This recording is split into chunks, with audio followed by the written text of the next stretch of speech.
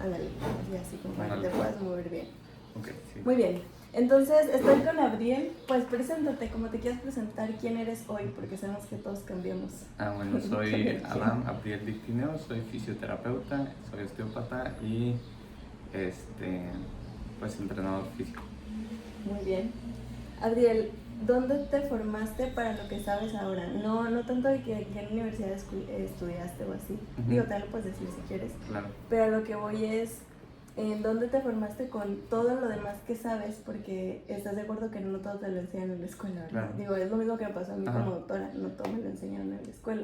Entonces, ¿qué fue lo que lo que catalizó en ti las ganas de aprender como que ya fuera de lo institucional e incluso fuera un poquito de lo convencional? Okay. Como que, ¿qué fue? Pues realmente la motivación es el ayudar a otros y como conocer el cuerpo, el encontrar cómo funciona y pues en la lectura de libros y pues con maestros, obviamente en la parte institucional te dan guía y te dan como el rumbo y te dicen mira para allá. Entonces, en la Universidad de Montemorelos hice terapia física y luego ya en la Escuela de Osteopatía de Madrid en Ciudad de México, en sede de Ciudad de México, y pues conocí a muchas personas y te van marcando rumbos, plasman ideas de pensamiento y vas abriendo el panorama en cuestión a todo lo que engloba el cuerpo, ¿no? Y lo complejo que es, y de ahí pues lectura. Y experiencias ahorita, o sea, obviamente con los pacientes, con la forma en que se hace el movimiento, ejercicio. Uno y aprende mucho sirviendo Así en es. el momento en el Ajá. que haces.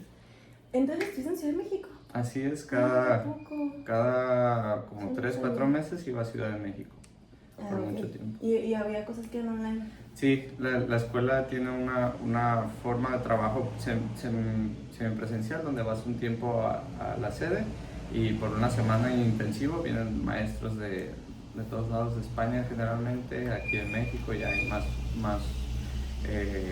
maestros formados y entonces ya tienes esa parte intensiva y luego te dejan mucho, todo lo demás es en línea, pues, donde tienes toda la información y uno va a estar trabajando. Ok, muy bien. Y ahora quiero preguntarte también de tu experiencia trabajando en canoas. Bueno, sí. ¿Estuviste ahí, no? Sí, Okay. es como un sanatorio naturista donde se atiende todo tipo de pacientes y ahí yo estaba en la escuela, no específicamente trabajando para la clínica, pero yo atendía a todos los pacientes de la clínica, había un convenio ahí, había una escuela de fisioterapia y estuve de maestro un tiempo. Y ahí pues atendíamos o le prestábamos el servicio de fisioterapia a todos los pacientes que venían a la clínica. Y ahí es bien interesante, hay mucho tipo, o sea, es un área más médica donde tienes que enfocarte más a los detalles de pues, los laboratorios clínicos y la parte clínica del paciente con padecimientos más complejos. O sea, que son sistémicos y no solo muy específicos de fisioterapia. No es como un esguince o, no sé, un problema de manguito rotador o problema de dolor de espalda, sino que tienen insuficiencia renal más un problema hepático más, y entonces aparte tienen dolor en el tobillo. Entonces como que sí lo puedo poner a hacer ciertas cosas, pero tengo que cuidar estas otras áreas. No, y es que, bueno, Canoas, ese sanatorio, está muy interesante porque ahí fue donde aprendiste lo de grounding. No. ¿O antes? No, ¿O después? Eso lo aprendí después, pero ahí tienen... Es que ahí hacen, ¿no? Sí, claro. Ahí tienen la costumbre de que en cuanto se levanta la gente va a caminar el pasto. Y yo, o sea, ahí tuve la primera como experiencia de primera mano, pero no sabía ni para qué era ni por qué. Y ya cuando empecé a leer dije, pues aquí lo practican. O sea, sí, es que yo ya también, o sea, alguna vez alguien me dijo de que sí, te sacan a caminar en el pasto, pero como que no había conectado. De que, es grounding. Y todo lo que hay detrás del grounding, que ahorita nos vas a decir, pero a ver, espérate, primero quiero... bueno, yo sé sé que sabes lo del grounding, porque todo fue Bueno, para empezar, él es esposo de una amiga mía, entonces por eso nos conocemos y habíamos platicado de otras cosas. Y ahí también me enteré que te gustaba lo del grounding y esas cosas que les gustaba. Pero antes de eso fue porque me revisaste para algo del cuello. Así es. Ajá. Entonces, de ahí fue todo como que la posición y esto es importante y así. Y también lo de los barefoot shoes. Así es. Ya me han preguntado aquí de eso, entonces también por eso me animé dije, no, ya esta es la señal de que sí tengo que traer a alguien más a que hable sobre los zapatos descalzos y como que todas esas cosas. Y cómo también está conectado a todo el mundo del grounding. Y luego eso te conecta a toda el área de, como que del movimiento funcional, pero ancestral. O sea, no sé cómo decirlo. Sí, ¿sabes? Como primitivo, como para qué está nuestro cuerpo, cómo está diseñado para estar, como la posición de descanso de cuclillas o cosas así. Todo ese rollo, como una cosa te lleva así como que a la otra. Entonces, ¿por dónde crees que comienza este espiral? Bueno, es que... Lo hablamos de la fascia también, que es súper interesante. Así es. Pues es como un todo y no una suma de partes, es como... Lo puedes abordar desde muchas áreas, pero si te permites analizar como un todo, o sea, de que todo va a influir dentro del sistema y el sistema también está interconectado, pues ya puedes decir, pues mira, las emociones me van a afectar, la parte espiritual me va a afectar, la parte física me va a afectar y obviamente la interacción con el medio me va a afectar. Entonces, pues la interacción tanto en todos los ámbitos, pues puedes ir a aterrizarlo a todas estas áreas. Yo puedo empezar a hablar de postura y terminar hablando sobre el grounding, o hablar sobre, no sé, problemas de estomacales o problemas energéticos y terminar a hablar sobre el grounding. Y también pues los barefoot shoes y todo, o sea, todos pueden ir entrelazados uno y el otro, o sea, podemos abordarlo como queramos a lo mejor. Desde cualquier lado ángulo, y de ahí ya se va llegando todo. Sí. Bueno, a ver, vamos a comenzar con lo de los zapatos descalzos, o sea, para que tú da la introducción. Igual aquí ya hay personas que saben, porque de hecho me lo preguntaron, entonces me imagino que ya han leído un poco, pero ¿cuándo está indicado? O sea, es como que para todas las personas, o ¿cuál es la magia detrás? Ya fueron muchas preguntas, pero de ahí tú ya desglósalo como quieras. Ok, pues para poner contexto, todo, pues no es como que nace, pero una persona lo pone más en el mapa, que es de apellido McDougall, y él va y hace un libro con los rarámuris en la sierra de Chihuahua que se llama Nacidos para Correr, y entonces se da cuenta que estos indígenas corren y lo hacen en un calzado muy minimalista. Y son muy eficientes y tienen una capacidad de correr grandes distancias y corren maratones, y actualmente pues conocemos campeonas y son muy famosos en el mundo de las ultramaratones. Entonces él lo pone en el mapa por el hecho de que se dio cuenta que pues casi su calzado era muy minimalista, y empieza a generar una moda así con los zapatos descalzos. Y antes hay una marca que se llama Vibram, o no sé cómo pronunciarla bien, pero se llama Five Fingers, y tenían como era un tenis que tenía los dedos, así podías mover los dedos, minimal, hacia una bien ligerito. Pero que tenía dedo por dedo. Sí, dedo por dedo. Entonces era bien raro, la gente pues no lo conocía, y luego ya de ahí nacen muchas otras, ahorita hay infinidad de marcas, donde las características del calzado es prácticamente no tener inclinación, porque la mayoría del calzado actual tiene un tipo de tacón, y también que la suela sea de muy poco grosor. Y lo más importante para iniciar es que sea ancho el calzado. Y lo importante es por la alineación del pie, porque los pies, todos los dedos de nuestro pie tienen que tener cierta separación.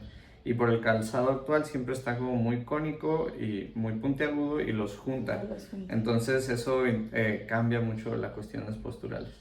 Y aprendiendo pues esto... porque es como te apoyas. Claro, es como el cimiento desde donde interactúas para realizar todos los movimientos.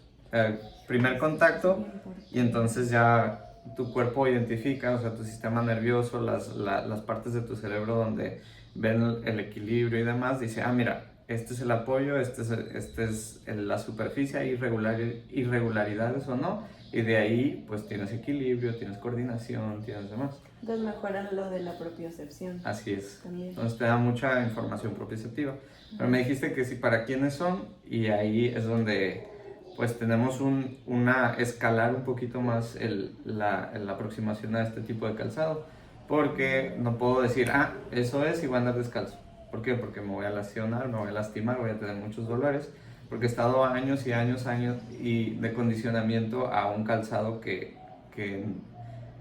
funciona diferente. Se ha alcanzado con mucho apoyo y con mucha esponja, por lo tanto pues como que trabajo otra musculatura, y cuando cambio al calzado minimalista pues activa toda esta musculatura que no había estado usando, y a veces hay lesiones y hay problemas de dolores. Literalmente activa músculos. Claro, sí. Oh. Porque y por eso la información propioceptiva es diferente. A ver, entonces, explica un poco más de la propiocepción en tus propias palabras. Bueno. Yo había hecho un video aquí sobre eso, pero con tus palabras. Bueno, propiocepción sería la capacidad de interactuar con tu cuerpo, o sea, tener conciencia sobre el movimiento de ciertas partes de tu cuerpo. Un ejemplo sería, pongo mi mano así, y entonces ahorita lo veo, pero si cierro mis ojos, sensitivamente yo estoy reconociendo que mi mano está en esta posición. Si hago este movimiento, por los sensores sensitivos de que se contrajo este músculo, sé que hice una flexión, así hice una extensión. Entonces eso es propiocepción, ¿no? Poder tener conocimiento a través de mi sistema nervioso de las diferentes partes de mi cuerpo. También, por ejemplo, en el entrenamiento podemos decir, a ver, es una contracción de bíceps. Tú ya sabes dónde está el bíceps, conoces el bíceps y haces así, entonces se contrae. Pero si te digo, activa este músculo, el dorsal ancho, y entonces dices, pues es que no sé cómo se contrae, pues porque no lo has utilizado en ciertos patrones de movimiento donde dices, entonces hay falta de propiocepción, de integración de cómo mover esa parte. Entonces es información sensitiva que viene a través de los sensores de nuestro cuerpo y que lo podemos reconocer y actuar sobre él. Entonces en este caso pues el pie es uno de los principales receptores propioceptivos, porque tiene una gran cantidad de terminaciones nerviosas y porque influye generalmente en toda la postura. En osteopatía hablamos se llaman captores posturales, y los principales, hay bastantes, pero los que tomamos mucho enfoque es el sistema vestibulococlear, que es nuestro oído interno, la oclusión, ¿sí? La mandíbula, articulación temporomandibular, y la vista, obviamente, porque nos dice cómo está la superficie en la que estamos caminando, y el pie, porque ahí pues yo siento las irregularidades, siento la flexión, la inversión, eversión y todo, y con respecto a eso modifico toda mi postura.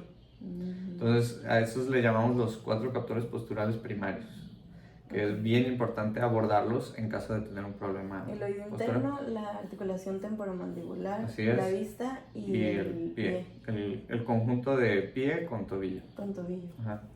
Okay. Entonces ahí el calzado minimalista o el calzado barefoot nos ayuda a activar y tener más propiocepción en nuestro captor postural de tobillo y pie. Claro, porque le llega más información sensitiva al pie en cuanto a posición de cada uno de los dedos. Ya no es nada más una cosa así que va pisando, sino ya está como que se va adaptando al terreno. Es como agarro y tenemos una computadora y te digo, no, hazme una tesis con unos guantes de box. Y estás tú así, o hazte el maquillaje o peínate con unos guantes, porque pues está así todo. Entonces por eso es bien importante también en el desarrollo del niño, del bebé, a las primeras etapas todo está relacionado con nuestra área motriz, porque va desarrollando toda la área motriz. Entonces el estímulo mental, también en cuestión de inteligencia y salud emocional del niño, va a ser en interacción físicas. ¿Qué tan seguro se va a sentir? Claro, por eso siempre es mano, lengua o boca, ¿no? Donde van ahí interactuando. Y luego es el gateo, y luego el arrastre, y luego ya van luego ya se paran. Incorporan, ¿no? Pero todo empieza en todo el área motriz, y una de las áreas donde más reciben información es manos, boca y pies. Entonces no les recomiendo para nada los zapatitos o calcetincitos o cosas así. Sí. Son bonitos y todo, pero pues evitarlos un poquito porque ahí es donde interactúa el bebé. Exponerlos más a que caminen, claro. a que estén descalzos, a que... Sí, luego a veces dicen, no, porque se enferman, o sí, no, pero eso también es parte de, o sea, mientras más te expones a cierto ambiente, vas adquiriendo las defensas de todo tipo como para defenderte. O como obviamente hay que darle siempre el seguimiento con la responsabilidad adecuada, ¿no? Con nuestro pediatra y todo, pero sí, pues tiene el cuerpo de un bebé, es muy resiliente y también tiene una capacidad adaptativa muy buena. Cuando hay problemas pediátricos, inclusive en infancia, de alteraciones columna o anatómicas, ese cuerpo adapta, o sea, se adapta y llega a ser funcional, aunque uno diga, no, esa es una alteración muy grande, pero se le da un acompañamiento y siempre resuelve el cuerpo, porque está en proceso de crecimiento, entonces él va captando todo y va resolviendo, entonces los niños especialmente tienen una capacidad de adaptativa muy buena, entonces a veces nos protegemos más de lo que necesitan. Sí. Sí, o sea, como siempre, en todo esto siempre va a haber casos, o sea, siempre va a haber excepciones, siempre va a haber un niño que tenga alguna enfermedad depresiva que no lo puedas dejar, o sea, siempre, ¿verdad? Sí, claro. Eso todos sabemos, pero ahorita estamos hablando en general, porque, o sea, generalizando un poco y obviamente también todo lo que vamos a compartir, pues siempre tener en cuenta eso, que hay de todo tipo de casos. Y también para eso están ustedes, o sea, es como o sea, no todos nos va a sentar igual, como esto que estás diciendo que me gustaría regresar, la transición, porque por ejemplo yo ahorita no aguanto casi, ¿ya ves las liguitas que te separan? Ay, las quería traer, por ahí las debo de tener, son unas cositas así que te separan los pies. Como cuando vas a un pedicure y te ponen una esponja y te separan los dedos. Ándale, así, o sea, esa cosita yo no la podía usar al inicio, o sea, me dolía mucho. Claro. Entonces es como que todo un proceso, primero usaba los zapatos solamente acá, o lo que me dijiste primero andar descalzo un tiempo, y ahorita ya estoy en un punto en donde puedo salir a caminar mucho tiempo con mis zapatos descalzos y ya no me duele el pie, o sea, ya no me duele la postura. Es más, regreso a los otros y siempre tengo ligera molestia al regresar, porque obviamente me cambió la postura y me cambió la forma en la que mis músculos trabajan. Entonces, tomando en cuenta eso que dijimos, que todos los procesos son individuales y no podemos poner una regla y que todos vamos a sentirnos bien usando 2 semanas primero esto y luego esto, porque también todos venimos transicionando de usar tacones tal vez o cosas así. Entonces, ¿cuál sería para ti el proceso que tú recomendarías? O sea, obviamente aproximadamente para hacer la transición de zapatos normales. Y ahorita esos son barefoot, ¿no? Sí. Para que se los enseñen y les enseñen lo flexibles que son. Este es un zapato minimalista donde tiene mucha flexibilidad, no tiene... Sí, súper dobla. Sí, es como sientes ahí todas las irregularidades del piso. También traigo mis calcetines. Sí, yo también tengo de esos, de los de dedito por dedito, porque luego te pones esos y el calcetín te encierra el pie otra vez. Entonces, también para eso son también esos. Y también te ayudan a separar un poquito, ¿no? Porque, pues, sí, te ayuda, pues, inclusive muchos corredores lo utilizan porque es más cómodo, hay menos fricción entre dedo y dedo y evitas algunos ampollas y cosas así.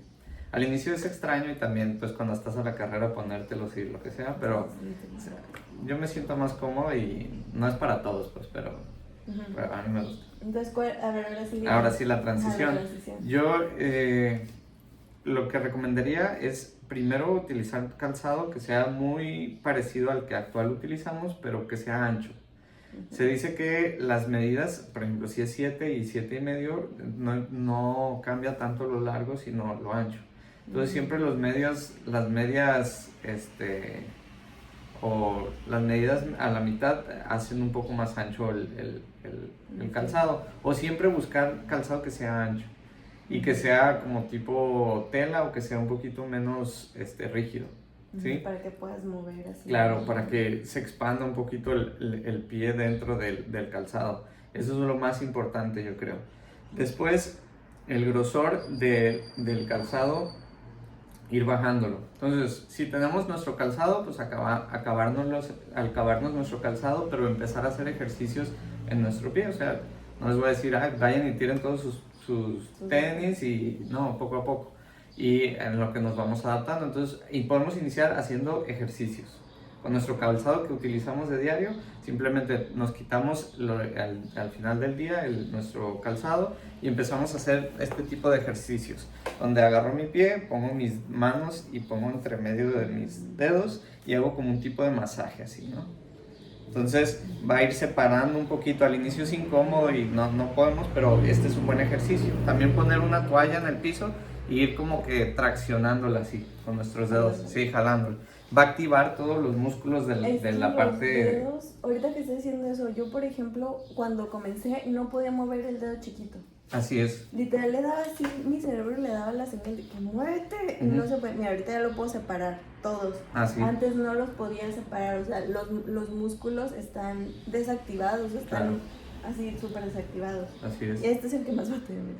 Entonces, batalla así como que separarlo, porque ya, o sea, nunca los trabajé, pues entonces al inicio, pues sí, por eso ir trabajando. Entonces, si van ahí a algún parque, a una expo de esos cositas que tienen rodillitos de madera, también eso ayuda a despertar nuestra fascia plantar en el hecho de estimularla realmente, o relajarla al inicio. Entonces, tanto relajamos como hacemos este tipo de ejercicio, tanto para fortalecer como para relajar. Y en nuestro siguiente calzado, o sea, en la transición hablando, ¿no?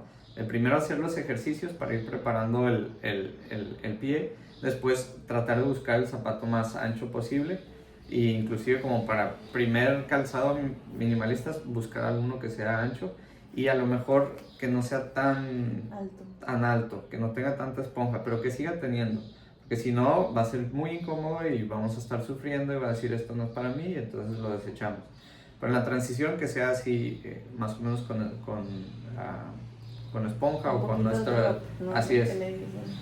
El drop, tratar de ir...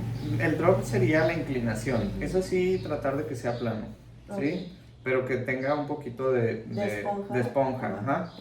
¿Sí? Y luego al final ya consideraríamos que no tenga nada o mínimo la esponja, que sea ancho y que no tenga el drop, ¿sí? Y eso sería pues el comprar un calzado que ya es específico, que dices barefoot shoe. Así lo buscarías. Ajá, así lo buscarías. De ahí pues buscar, no te podría decir marcas ni, sino que depende de todos. Y nomás uno ver, y una prueba que podemos hacer es, ustedes pisan y entonces ven cómo descalzos, ¿no? Cómo abarca un espacio su pie. Entonces agarrar en su calza, en sus zapatos, quitarle la parte de abajo, ¿no? Esto. La plantilla. Ah, mira, está sucio. Y entonces ver si cabe, ¿no? El pie aquí. Si le falta, o sea, si queda el dedo gordo por acá y el dedo chiquito por acá, pues quiere decir que está muy angosto, delgado. Entonces, agarrando un calzado, lo ponen boca abajo y tratar de pisar, y si abarca, bueno, nos vamos nos damos cuenta si es suficientemente ancho o no. Y obviamente también con el tiempo, yo antes no los usaba todo el día. Así es. O sea, los usaba de que cuando estaba en la casa o cuando sabía que tenía una salida, pero rápida. Así es. Y ahorita ya los puedo usar todo el día, literal. Pero sí, o sea, es poco a poco la cosa con los barefoot. Y si se puede estar lo más que se pueda descalzo, sería lo mejor. Ah, sí, también está. Ya después, sí. Y ahí ya pasamos al grounding. Ajá, sí, porque el otro paso, así como que para todavía hacerlo más orgánico, diría yo, porque el movimiento también se puede considerar movimiento orgánico y no orgánico, ¿no? Yo siento que usar zapatos descalzos es de alguna forma, sí, hacer movimientos orgánicos.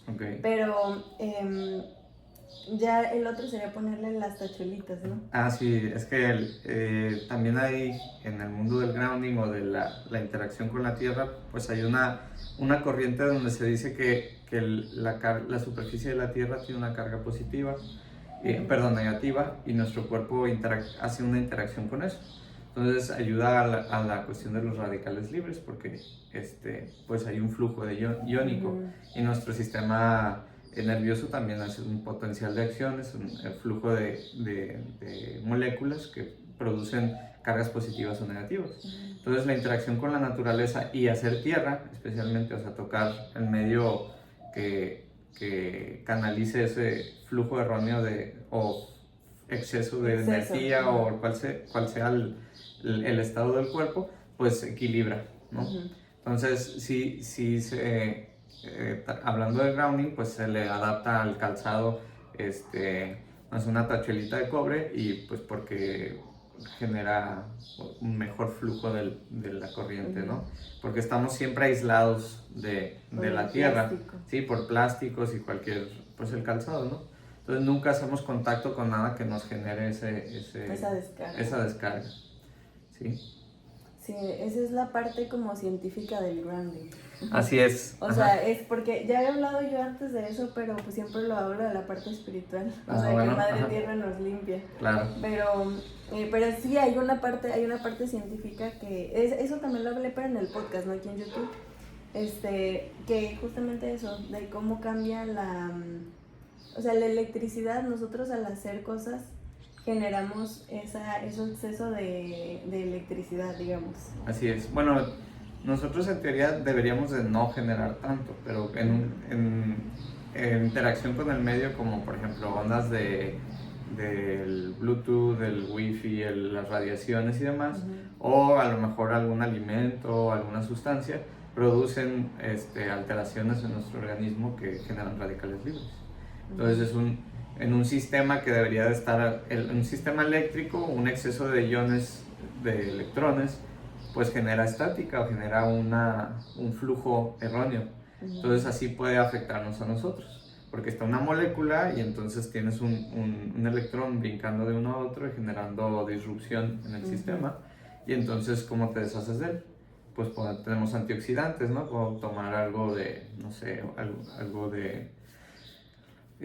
como de alimentos. Así, un alimento que es un antioxidante, así, arándanos, y eso nos regula también, pero la interacción con la naturaleza, ir a un parque, ¿no? Ir al respirar, cuando hay, o sea, en una playa, una cascada o algo, el choque del agua genera una carga de iones que también nos ayuda a relajar bastante. Cuando hay una tormenta eléctrica, se generan muchos iones en el aire y ese aire es muy puro, entonces todo eso nos relaja bastante. Y simplemente ir a un parque con muchos árboles, está uno ahí y se relaja bastante. Sí, y es que toda la naturaleza actúa de forma multifuncional, es como lo que decíamos ahorita. Si te puedes tomar antioxidantes, de que la zeaxantina y todas esas, literal en un comprimido y listo, ¿no? O comerte nomás los arándanos o miel o lo que sea. Pero también ir a buscarlos afuera siempre va a venir con más de un beneficio. Claro. O sea, va a ser grounding, luego vas a respirar aire puro, luego te va a dar el sol y va a activar un montón de cosas en tu piel, en tus ojos y en tu retina. También está muy relacionado con la producción de ciertos neurotransmisores importantes para dormir, para relajarte, para sentirte feliz. O sea, una cosa lleva a la otra. Ver verde, ya ves que también hay estudios que dicen que ver verde, o sea, que el color verde de la naturaleza también como que calma la mente. O sea, todo lo que después puede venir, luego le puedes agregar observación, como que meditación más activa, o observar cosas, escuchar los cantos de los pájaros. O sea, una cosa lleva a la otra y va haciendo todo un momentum para que esta medicina en la naturaleza actúe literal por todos los sentidos y así. Así es.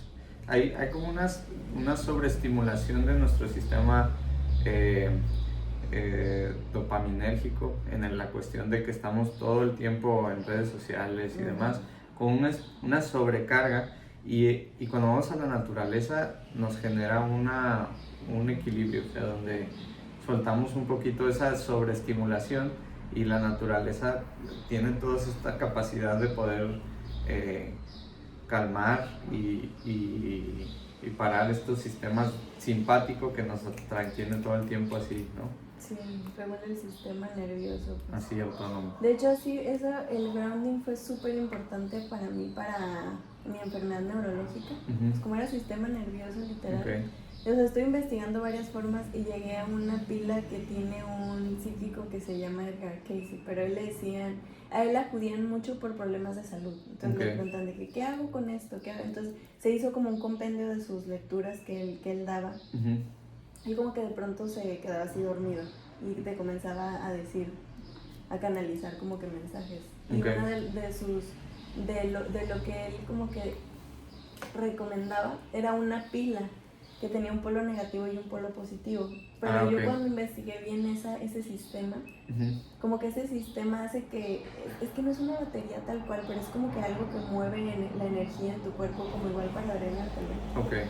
Entonces yo comencé a investigar y cómo funcionaba y como que con mis conocimientos, entonces intuitivamente llegué a la conclusión de que eso era hacer grounding, nada más que o sea, una forma de mover la energía en tu cuerpo a través de un mecanismo en específico de la pila esa que se construía, te venía así el instructivo de cómo construirlo, los materiales, todo así.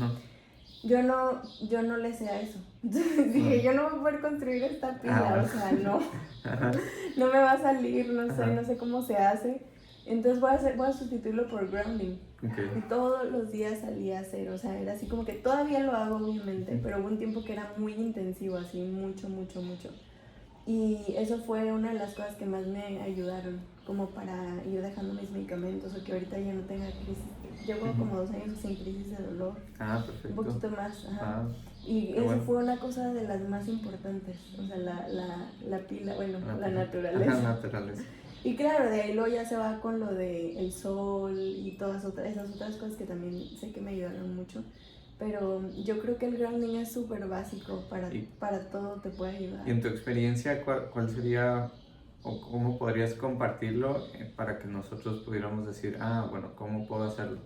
¿Cuánto tiempo? ¿Cómo lo hacía?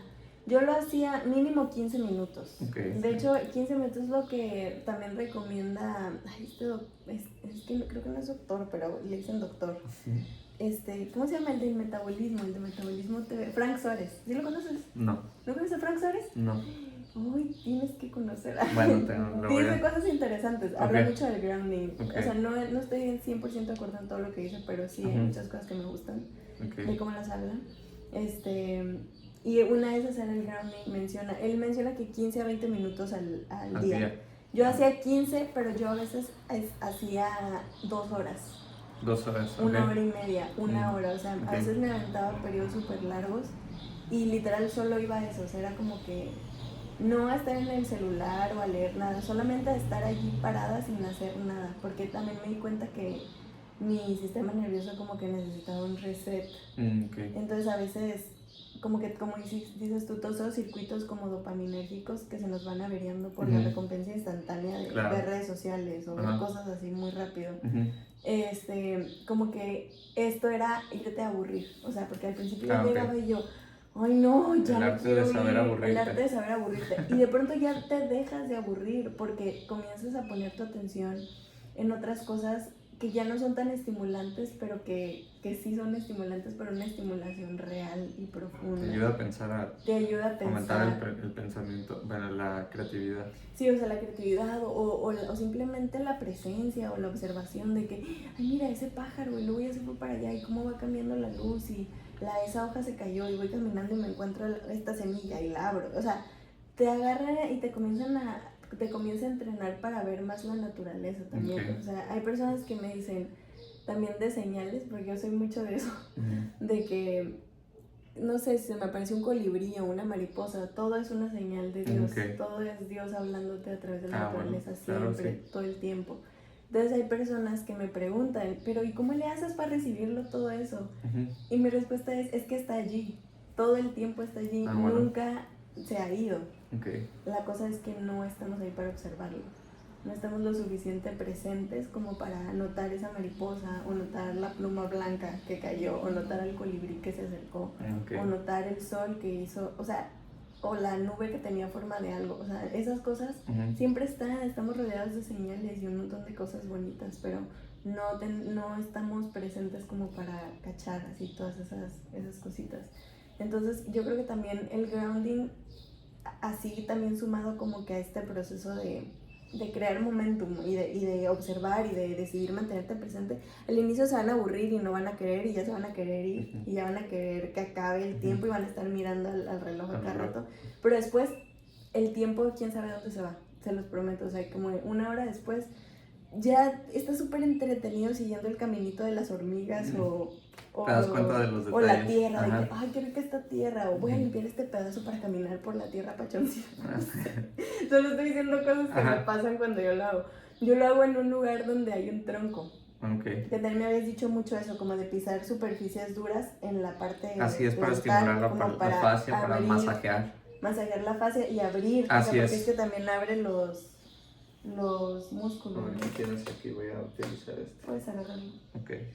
Entonces el pie, o sea, si está el pie así todo el tiempo y es una superficie plana, al tener un espacio así como en cilindro, lo que hace es que expande mucho toda la parte de la parte dorsal del pie y todo. Entonces estira los músculos, estira la fascia y entonces ayuda bastante como para regresar a la forma natural del pie, que no esté así toda así pegadita, sino que se expanda así.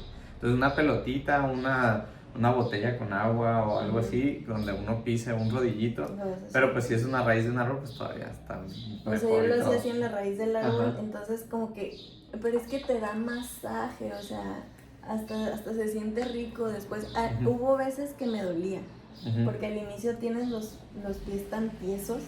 Bueno, eso también se llama puntos trigger, donde hay tensión del músculo y de los tejidos y genera un dolor muy fuerte. Es como cuando tenemos una contractura, ¿no? Donde pasamos y sentimos esa bolita que brinca y luego sientes el dolor que puede expandirse hasta tu cabeza o hasta el hombro y demás. Es un punto trigger. Pero si nosotros presionamos ese punto y lo empezamos a estimular, se va a empezar a destruir o se empieza a relajar y entonces lo quitamos. Entonces al inicio es de esperarse que estén haciendo el ejercicio o estimulando y tengan mucho dolor o esté incómodo al inicio. Y ya después van a sentir como así como que suelta y viene a gusto. Sí, qué chido. Es que sí, todo es un proceso, pues al final de cuentas. Así es. Y eso me lleva a preguntarte ahora lo de la fascia. Ok, muy bien. A ver, entonces primero que nada, ¿qué es la fascia? O sea, la fascia. Descríbela.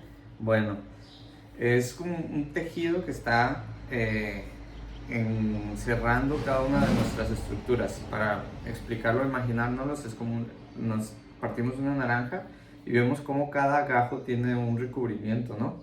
Que es así como una telita. Y si ustedes abren el gajo, dentro hay también como unas gotitas, así como que gotitas y están separados cada uno, donde tiene un recubrimiento también de una membrana chiquita blancuzca. Lo mismo pasa en nuestro cuerpo, tenemos la piel y debajo de la piel empezamos a tener esta estructura que pues como la piel está en toda nuestra extensión de nuestro cuerpo y que va agrupando y separando y abrazando cada una de las estructuras. Si yo hablo del músculo, pues tengo fibras, tengo la miofibrilla, tengo el fascículo y entonces se van desglosando. En el nervio tengo la disección del nervio, tengo los pulmones, las pleuras, ¿no? El mediastino, sí, en el corazón, el pericardio, el endocardio y etcétera, ¿no? Y así en cada una de las estructuras le tenemos por nombre para el estudio anatómico, pero es simplemente fascia que está recubriendo todo el organismo y pues está conectada, o sea, afecta mucho el que un órgano tenga inflamación porque va a estirar, traccionar y mandar líneas de tensión a todo el sistema. Entonces nos podemos imaginar como esta camiseta, ¿no? Si yo agarro y le pongo aquí un nudo y aquí se notan esas líneas de tensión, entonces si yo de repente tengo inflamado aquí el hígado y entonces quiero levantar mi mano, aquí no me va a dejar. Y entonces si quiero hacer un movimiento rápido y de repente me lesioné el hombro y tengo lesiones recurrentes del hombro, bueno, es porque tal vez en mi sistema de fascia, donde ya tenga una cicatriz o tenga una inflamación de algún órgano o algo esté pasando, está generando este problema. Entonces es como una telaraña que está debajo de nuestro piel y que envuelve y abraza todas las estructuras. Muy bien. ¿Sí? Y ahora pues todo está conectado. Entonces todo lo que, la influencia emocional de mi hipotálamo, las respuestas que tenga yo aquí en mi pensamiento y en todo el cóctel hormonal que tenga, pues se va a esparcir y ramificar a través de las fascias. Entonces también esto por ejemplo, el dedo gordo del pie tiene una conexión a través de las fascias que activa el músculo del glúteo. Entonces, si yo tengo un hallux valgus, que sería un juanete coloquialmente, o tenía una desviación de mi dedo gordo del pie, pues no tengo una correcta activación de mi glúteo. Y el glúteo es uno de los principales estabilizadores de la cadera. Y por lo tanto, pues ahora la cadera está inestable. Las zonas que están aledañas van a tener dolor, o sea, tanto problemas de mi rodilla como problemas de mi espalda baja. ¿Por qué? Pues porque no hay una estabilización de mi cadera. Y entonces todo eso tiene que ver. O sea, todo por el dedo. Y luego, y el dedo en los zapatos normales siempre lo tienen así. Así es, siempre el dedo. Es un chorro de hallux valgus, es como el juanete, ¿no? Sí, el juanete sí, es hacia la desviación así. Porque te lo cierra así. Así es. Yo me acuerdo que yo tengo juanete. Bueno, tenía más antes. Muy poquito. Se me fue quitando. Pero cuando era adolescente usaba tacones. Okay. Y yo me acuerdo que nunca me acostumbré, o sea, siempre batallaba, me dolía. Hasta que un día dije, yo no sirvo para estos zapatos, o sea, están bien incómodos. Y se me hace que nadie en realidad. No deberían. Pero hay personas que como que se adapta su pie a esa forma porque los usan mucho tiempo. Pero tenía mucho problema también con eso y es por eso, porque pues el dedo me lo estaba cerrando. Y hay muchas personas que se terminan operando. Así eso. Es. Entonces se operan los juanetes. Así es. Llegan hasta ese punto y siento que pasaron por muchos médicos y fisioterapeutas y de todo y nadie nunca les dijo, ay, oiga, es que sí, igual y el calzado, o sea, así es. O hay que hacer una transición o no sé, cosas así. Y cuando uno ya lo tiene, pues es poco a poco también, o sea, es un proceso adaptativo.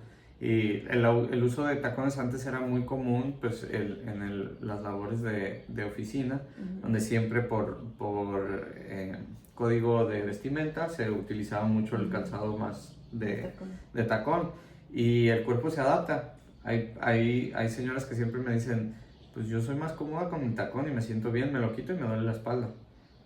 Pues sí, es un proceso adaptativo. Hay algo que se llama, y eso lo aprendí ahí en el sanatorio, que se le conoce crisis curativa, donde siempre cuando sometes al cuerpo al cambio va a haber una resistencia al cambio. Entonces el cuerpo se va a sentir, va a decir, no, pues me duele más, está peor, y entonces a veces nos desanimamos y no avanzamos con el proceso. Pero si nosotros ya sabemos cómo es y conocemos que es para nuestro beneficio, obviamente cruzamos esa crisis donde nos sentimos mal y pues nos vamos a sentir bien. Porque si yo les digo, el ejercicio es bueno y tú me dices, pero cuando voy a hacer ejercicio me duele todo el cuerpo, ya no voy a hacer.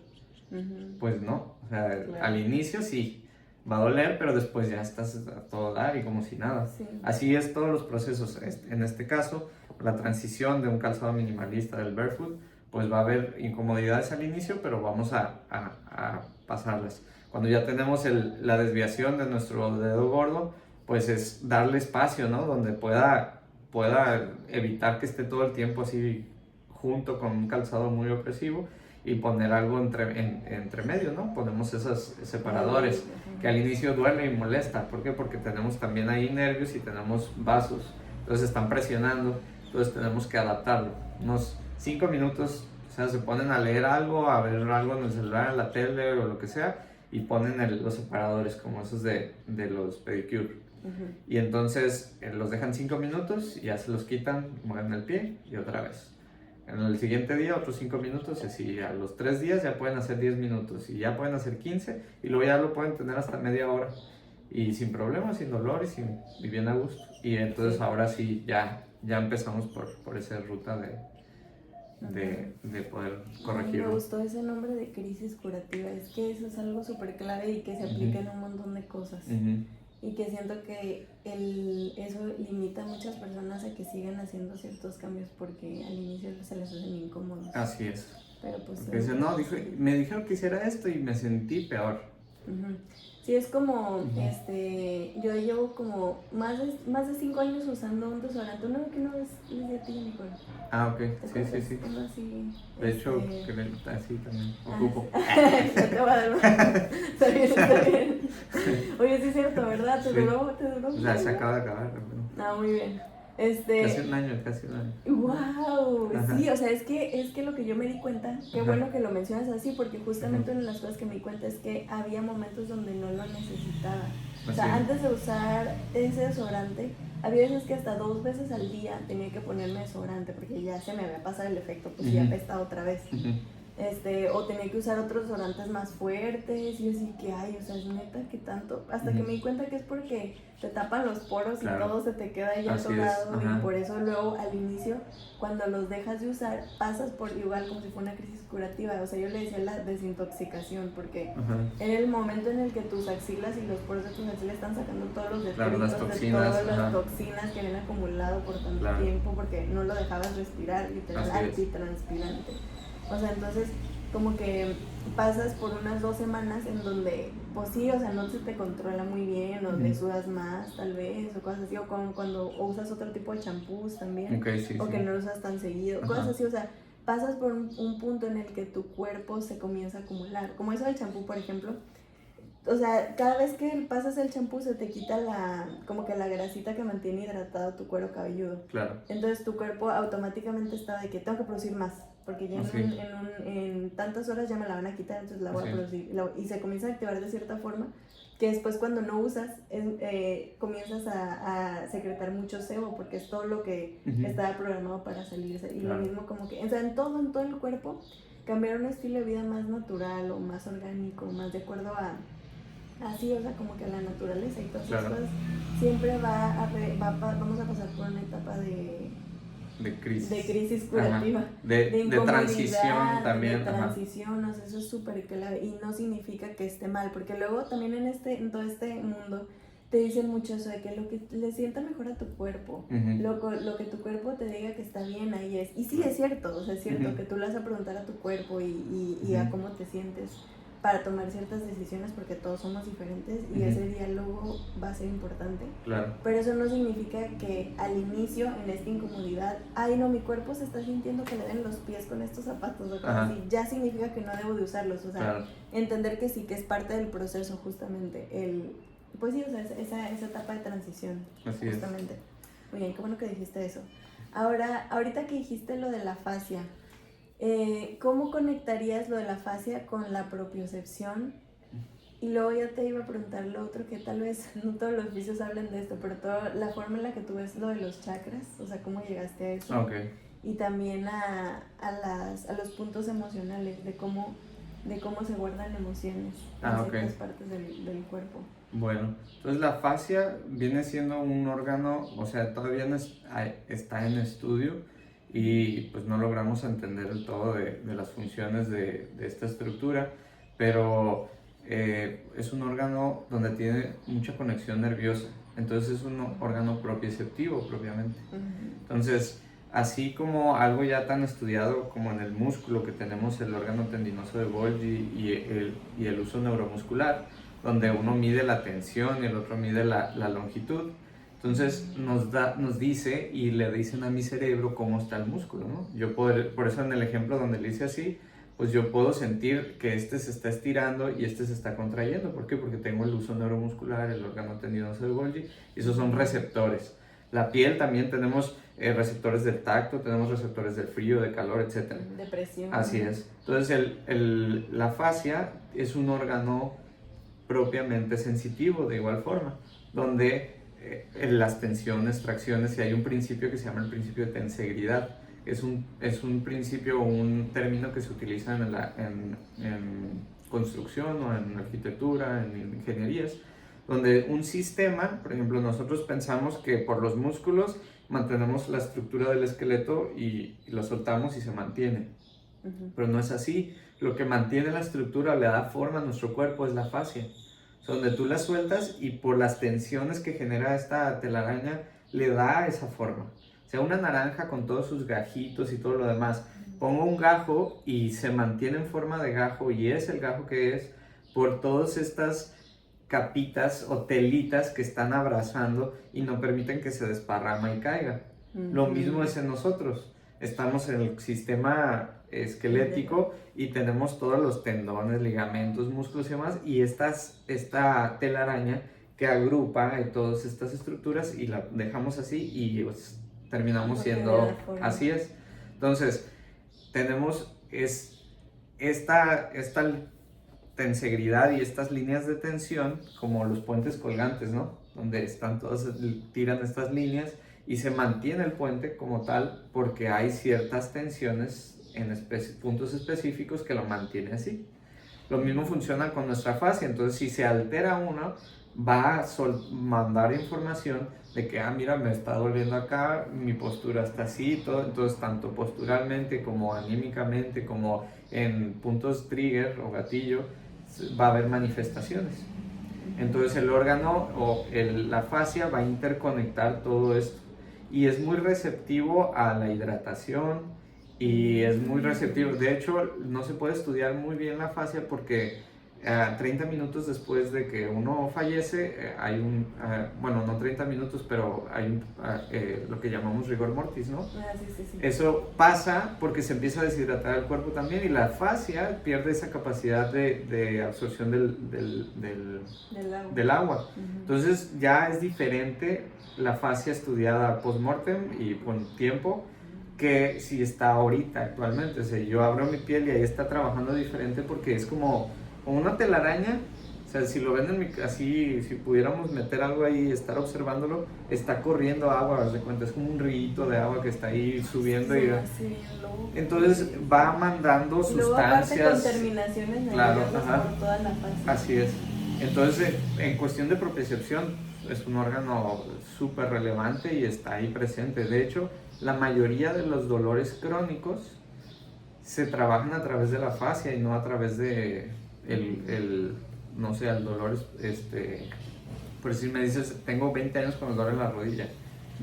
Pues sí, a lo mejor va a ser el desgaste, a lo mejor va a ser un músculo que se está inflamado, pero ya tiene otro compuesto que es un acondicionamiento de la fascia en esa zona donde hay una, ya sea inflamación crónica, y hay que abordarla también desde el área de fascias, donde hay una congestión ahí.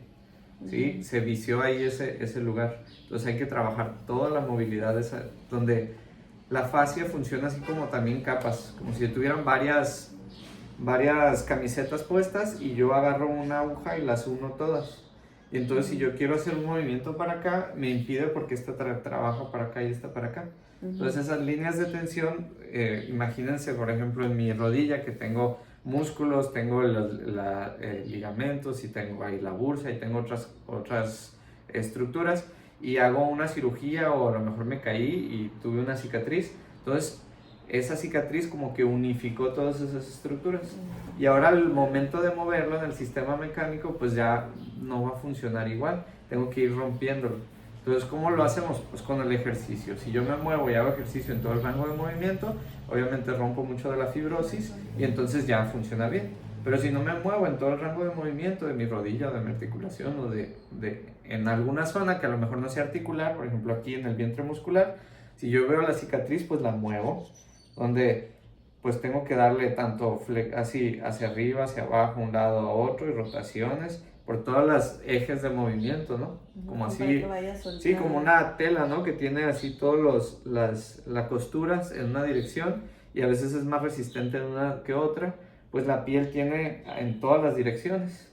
Y también es importante que en la fascia, cuando tenemos una lesión, una cirugía, yo estoy en contra de la mayoría, muchas de las cirugías o como último recurso. Las indican, así es, porque el sistema facial o el sistema de esta telaraña pues se ve afectado grandemente, donde genera esta fibrosis y este tapón, donde líneas de tensión por todo el cuerpo, por ejemplo en la columna, ¿no? Operaciones de columna donde pues ahora afectas todavía más, ¿sí?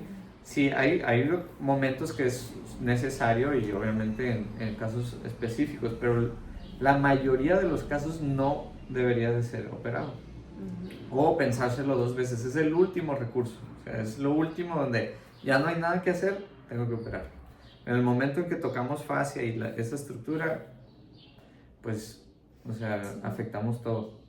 Y lo que me mencionaste, para ya, que no se me olvide, hay un autor que se llama John E. Player, que él habla sobre algo que se llama las burbujas emocionales dentro de la fascia.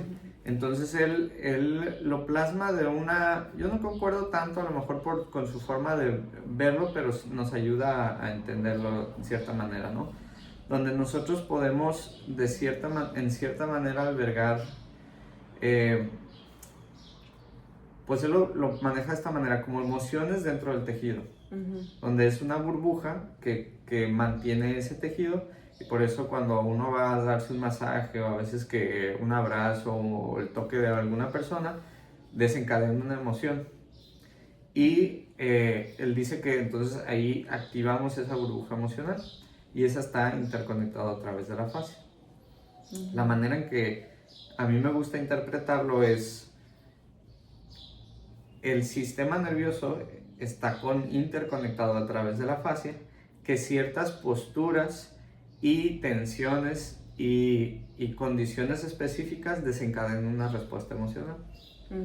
Entonces, no sé, tuve un choque automovilístico y en ese momento me puse tenso, ¿no? En tal grado de que pues toda mi estructura anatómica, mis músculos y demás, para el impacto, y entonces desencadené una reacción emocional muy fuerte donde maté a alguien o no sé, la pérdida del carro o algo. Entonces es algo emocional muy fuerte y eso queda grabado, entonces es como un trauma, ¿no? Ahora, al trabajar el músculo para relajarlo, puedo encontrar y desencadenar esa respuesta emocional, ¿sí? Entonces él lo explica como burbujas que encontramos dentro del tejido. Yo no lo veo tanto como que este músculo tiene rencor o tiene algo así, ¿no? Sino que activa a través de la interacción del todo, de la fascia, esa emoción, como que puedes acceder, ¿no? Como un maestro nos los explicaba de la siguiente manera, de como a veces en la hipnosis tú cedes la voluntad a alguien más y puede escarbar dentro de tus emociones y tu psique. Pero tú le cediste la voluntad. O sea, tú le dices, pues yo, no es tú como consentir, no fuiste como al psicólogo y vas trabajando capas del trauma, ¿no? Como una cebolla, y vas quitándole capas hasta que puedas llegar al trauma y procesarlo y demás, sino que él lo aborda y tú estás inconsciente, ¿no? Algo pasa también en el trabajo de las fascias, en la liberación somatoemocional. Así lo describen en su libro. Sí, la liberación somatoemocional es pues encontrar estos puntos emocionales dentro del tejido y soltarlos. Pero ese juego de palabras nos juega en contra, porque no es una sanación-liberación, es una revivir el evento traumático.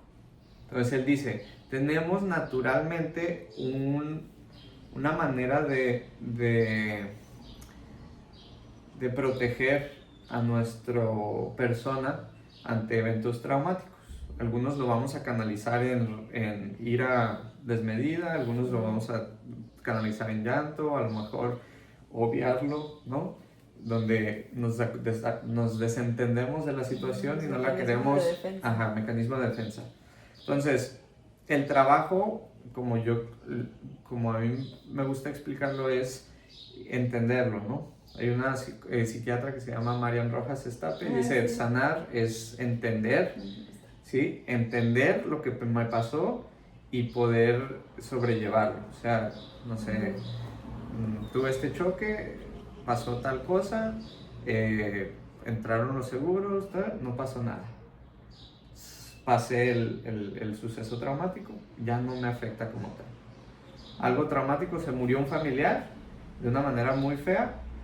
Ahora sí es muy fuerte, lo quiero obviar, lo mando mi mecanismo de defensa es mandarlo al fondo de mi cerebro y no acordarme más, y no abordarlo, no platicarlo con nadie.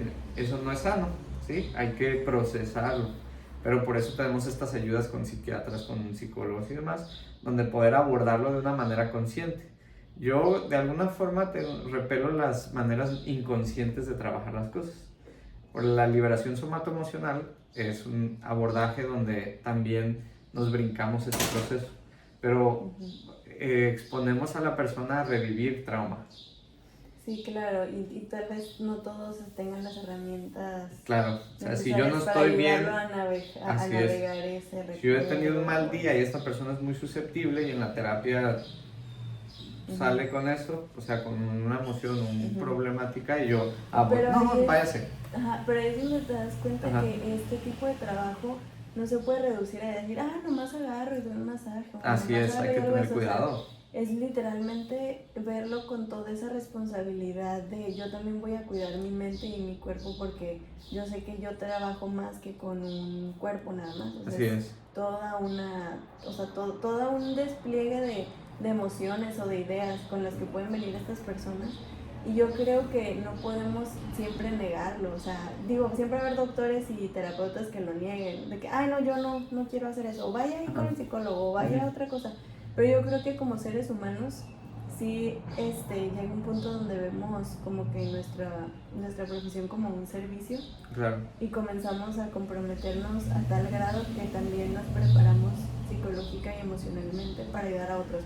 Obviamente no te vas a presentar como el gurú o el psicólogo porque no eres eso, ¿no? Pero al final de cuentas yo creo que sí puedes tener cierta preparación para ayudar a personas en situaciones así, o sea... Pues claro, siempre el abordaje con simpatía y el... De que se presente. Claro, siempre con mucho tacto, o sea, siempre tratar de ser una influencia positiva en todo con el que nos relacionamos.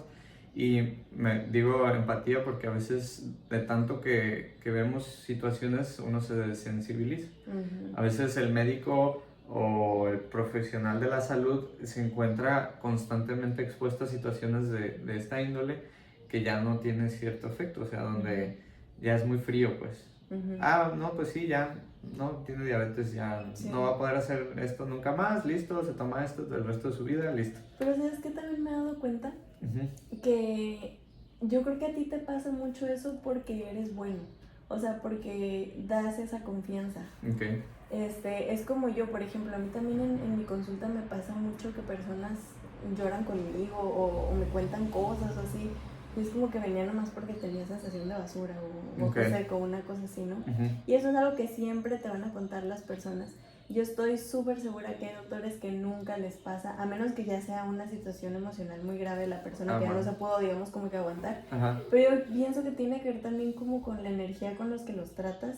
Se sienten más abiertos a eso, o sea, no llegan como con tantos bloqueos, que si llegas con un doctor que nomás te está diciendo cosas, automáticamente te va cerrando y ya nomás preguntas de que, ¿cuándo me lo tomo? Ok, sí, está bien, ok, bye.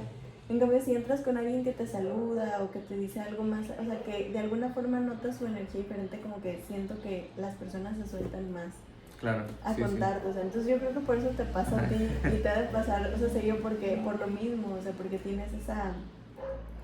como que esa apertura automáticamente. Yo sé que muchas personas sensibles que entren en contacto como con tu energía se han de dar cuenta de esas cosas inconscientemente, igual y ni siquiera lo están intelectualizando de que, mira, esta persona se ve buena por esto y esto, simplemente automáticamente en tener contacto o sea, nuestros cuerpos energéticos se comunican. Bueno, yo creo en todas esas cosas, ¿verdad? O sea, yo creo que nuestra... y ahí es donde yo le encuentro a la explicación a lo de las burbujas emocionales somatoemocionales. Bueno, él lo llama liberación somatoemocional, pero ese es el proceso de encontrar la emoción dentro del tejido y reactivarlo como tal. Ándale. Ok, entonces yo creo que esas burbujas sí quedan grabadas y que se van en nuestro cuerpo, porque yo creo que nosotros tenemos una copia de nuestro cuerpo físico, pero como en energía, o sea, lo que se conoce como el cuerpo etérico. De hecho, se habla mucho de esto en estudios místicos, como... Sí, o sea, lo reconocen muchos místicos porque es algo que se ha visto mucho, pues. Lo que ves en las personas, o sea, es como una copia de tu cuerpo, pero en energía. Bueno, sí, he visto en Instagram donde ponen un videito, ¿no? donde que está una hoja y la cortan y luego se quita la parte de la hoja, pero está el área energética de la hoja. Y queda la hoja ahí plasmada. Ajá. Pero es la parte como, no sé, el campo electromagnético, el campo electromagnético que como que generó esa vibración. Así es, y de alguna forma que no desapareció, o sea, sigue ahí. Sí. O sea, la parte física de la hoja se quitó, pero quedó en el campo electromagnético plasmada el contorno de la misma hoja. Se quedó ahí. Sí. Qué bueno que lo mencionaste. Sí, he visto también de esos experimentos. Y creo que también eso tiene que ver con lo de, obviamente en medicina, lo del miembro fantasma, o sea, que es como si te cortan la extremidad. Te lo van a explicar mucho del lado de la neurociencia, que sí tiene que ver con eso, o sea, que era un miembro que tú tenías y que sentías y todo, y de alguna forma ya no está, pero te duele. Claro. O sientes hormigueo, como si se te hormigueara la mano, pero ya no está allí. Así es. O sea, yo creo que también eso se puede explicar por el cuerpo etérico. O sea, sí, yo en ese aspecto sí, por ejemplo, el sistema nervioso en el homúnculo de Penfield, que es la representación tanto sensitiva como motriz de tu cuerpo en la corteza, ¿no? Tienes una representación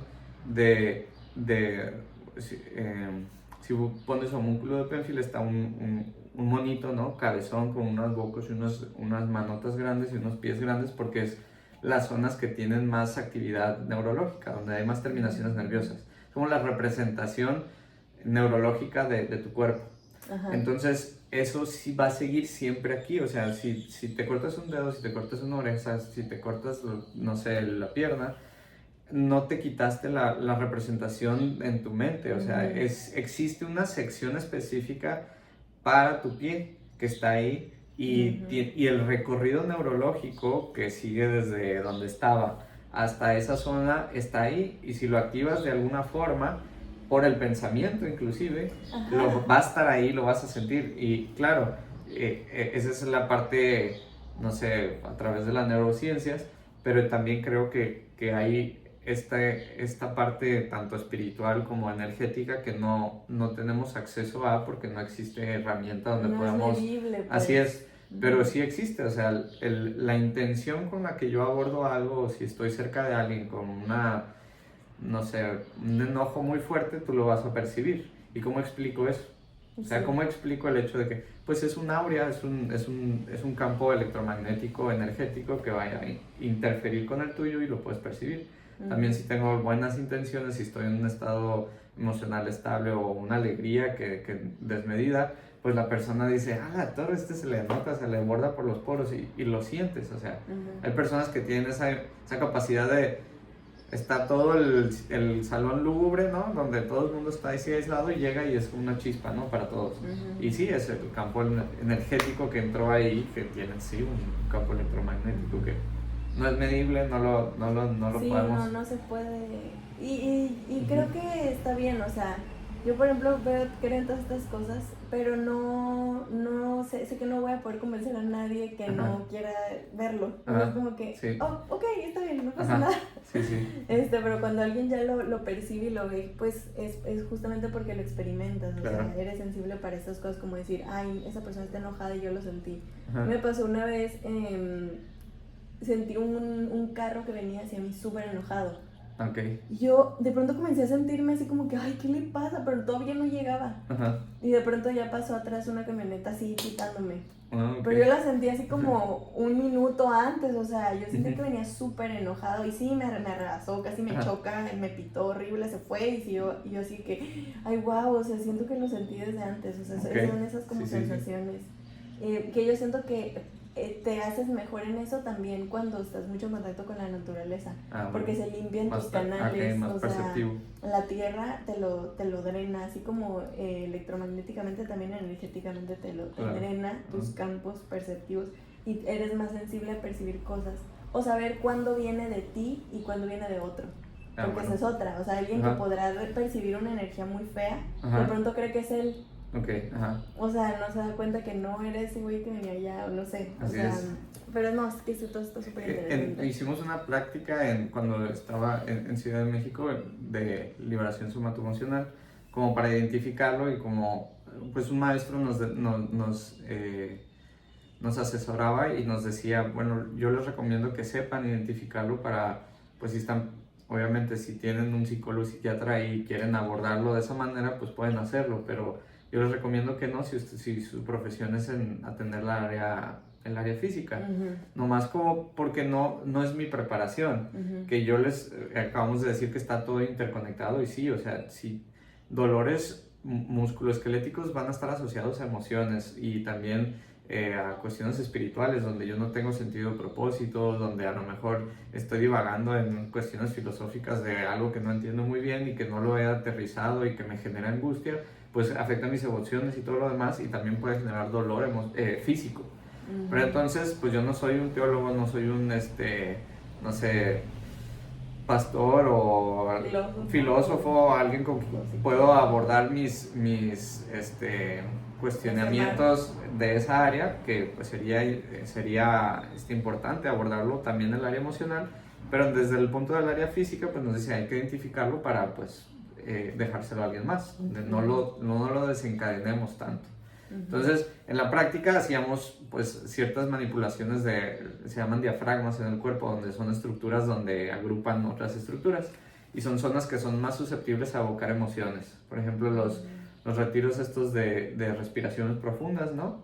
Donde se hace la respiración del fuego o cuestiones de yoga y demás, podemos a través del diafragma desencadenar situaciones emocionales que nosotros tenemos, donde podemos soltar en llanto, cuestiones de enojo, cuestiones de alegría y demás, euforia, a través del diafragma.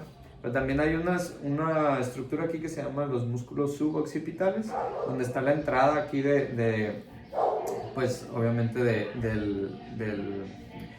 las arterias vertebrales y también por ahí sale el agujero rasgado posterior, bueno, está el agujero rasgado donde sale el nervio vago y pues todo el sistema autónomo y demás. Entonces hay muchas estructuras muy importantes y entonces... Y el nervio vago es del sistema parasimpático, así es el de la relajación. Así es, entonces hacemos nos mantenemos ahí en esa postura y nos enseñó, o sea, en la práctica lo que queríamos hacer era transmitir algo que yo estaba sintiendo. Entonces yo me concentraba, por decir, en transmitir a mi compañera, no sé, felicidad o alegría. Entonces ponía un momento en mi vida que me generó tanta alegría y recordarlo. Y entonces, sin yo decirle nada, pues preguntar qué sentiste. Y la persona, y sí podían sentirlo, o sea, podías estar así y tú dices, o sea, esto es extraño, pero sí podemos de alguna manera... Sí lo puedes mandar. Así es, a través de esto. O sea, no podemos explicarlo tal vez, pero sí tenemos que reconocer que hay una influencia en la manera en que nosotros nos sentimos y cómo podemos influir en el sistema energético o el campo electromagnético. Pues, sí, no manches, qué chido esa historia, me encantó. Y ahorita también algo que quería decir también, algo interesante de lo que dijiste de la representación del homúnculo que tenemos. Una de las formas, por ejemplo, para trabajarlo del miembro fantasma, que es cuando no sientes una mano, es poniéndote un espejo. Bueno, sí, y moviéndolo y moviendo así tu otra mano. Entonces ese espejo hace que tú visualmente te percibas con las dos manos. Sí. Ahí ya se va como que rearmando en tu cabeza, ay, mi mano está bien. Mira, la puedo mover. Y también como que se van aliviando esas cosas. O también estimular mucho el muñón, ¿no? Donde tú le vas dando información de la nueva forma a tu cerebro. O sea, como, a ver, aquí están las terminaciones nerviosas, pero las estimulo y voy reconociendo que ahora es así. Y ahora es chiquito. Y entonces ahora llega hasta aquí y aquí, mira, aquí siento y aquí siento. Entonces, obviamente es años de estímulo y demás, pero entre más estímulo damos también, apagamos un poquito más sobreestimulamos. O sea, por ejemplo, un ejercicio es de agarra y pellízcate el codo.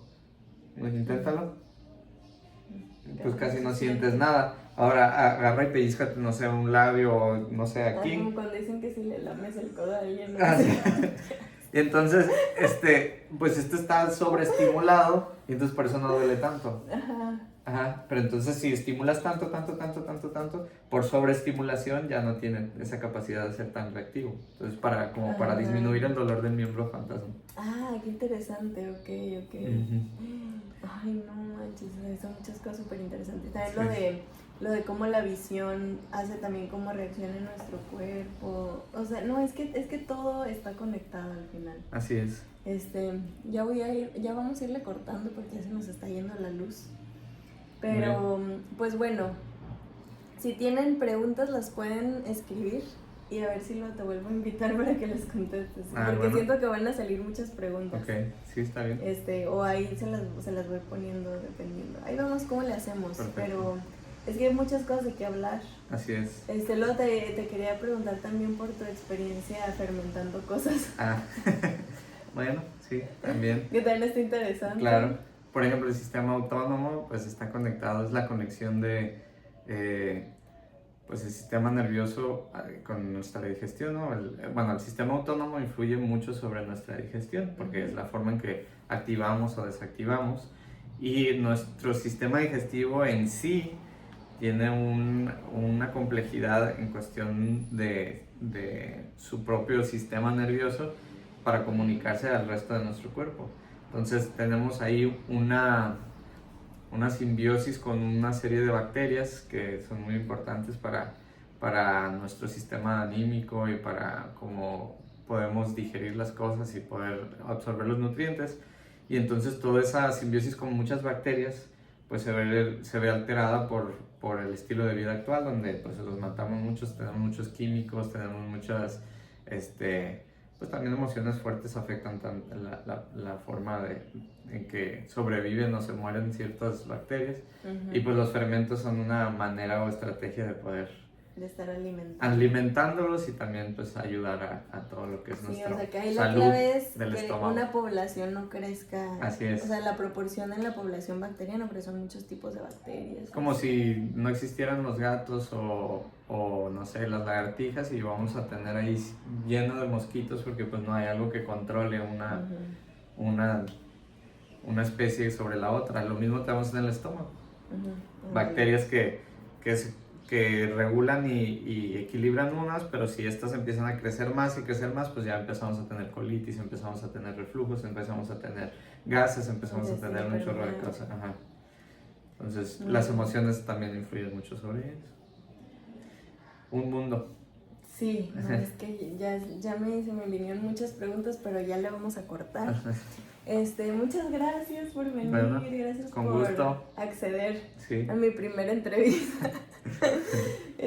Así la voy a dejar toda, porque ando batallando para editar, entonces no la voy a recortar, pero igual todo estuvo súper bueno. Me gustan todos los ejemplos que usaste. Excelente. Para entender cosas, porque es que son cosas bien complejas, o sea, complejas y a la vez simples, tienen esta dualidad, pero...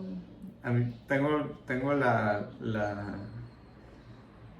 tendencia siempre como buscarle la explicación científica o el razonamiento a todas las cosas. Entonces, pues te vas a un mundo así donde llegas al momento donde a veces no podemos explicar las cosas y simplemente pues siempre llegas a ese punto. Está y funciona de esta manera y demás. Sí. Es como la física. Sí. La física, que le vas haciendo zoom, sí, pues si haces la física cuántica y what the fuck, o sea, ya te quedas con que... Sí, cuando dices, no, pues, sí, unos y ceros, ¿no? Que dices la dualidad de la materia, donde está el electrón y puede ser un electrón, puede ser una partícula o puede ser una onda. Una partícula onda, sí. Sí, igual como la luz, se mueve el fotón. Los fotones, claro. La partícula onda. Sí. Uy, no, sí, es que ese es otro tema también súper interesante. Bueno, luego vamos a ir hablando de todas esas cosas. Pero bueno, gracias por quedarse y nos vemos en un siguiente video. Adiós. Bye.